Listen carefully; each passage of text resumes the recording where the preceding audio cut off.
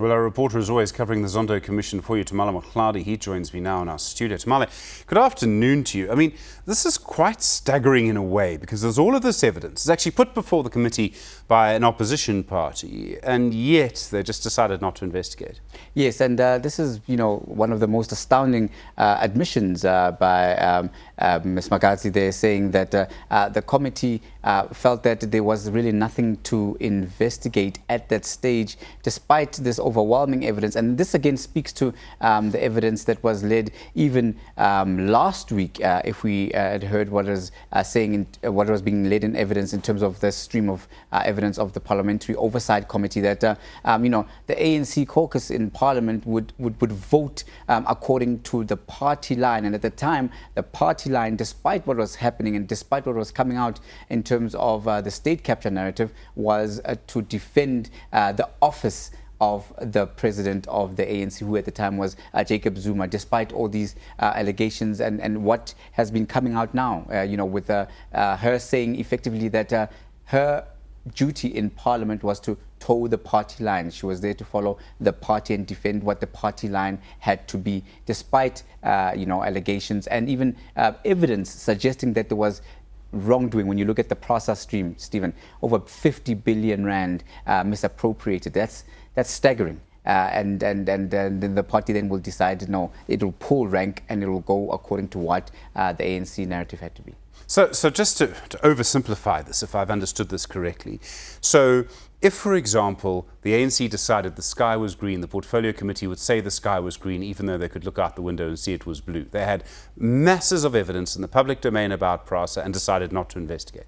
Decided not to investigate the masses of evidence in terms of the financial misappropriation, despite all the legislative framework. And as an oversight committee, it was their duty and responsibility to try and then intervene when these matters were brought up. We know that the DA had raised this matter in committee meetings, but according to the party line, theirs was just basically to go with what the party had decided to go with, even though individuals, as she had admitted, Ms. Magazi, they're saying that they had known that there had been irregularities in expenditure and these had been flagged. But what the party line was, as you said, to simply put it, that you go with the party line or else.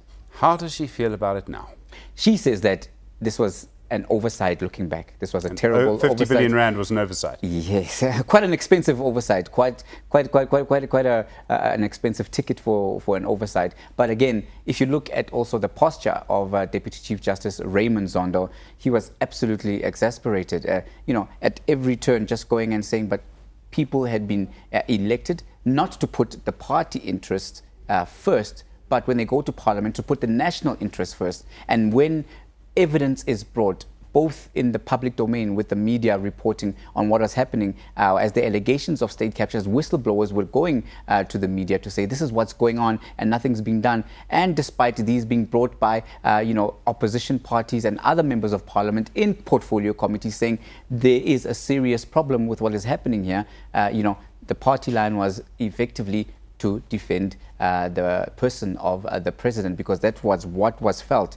when it was brought forward to them, that it was the party that was under attack because the office of the president was under attack.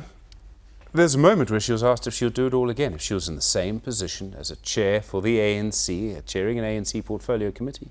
And I think this is where the issue of party loyalty comes into place, because she answered very categorically that if she would do it again, would she do it again? And she said yes, she would do it again. And this speaks to the issue of members of Parliament effectively saying that their loyalty lays with what the party position is. Effectively answering the question to say that she wouldn't be in Parliament if she had not been elected as a member of Parliament on the ticket of the ANC. So her loyalty is with the party at all costs. The forthcoming attraction of the Zondo Commission, of course, is Vincent Smith. We've been expecting him to testify since Friday.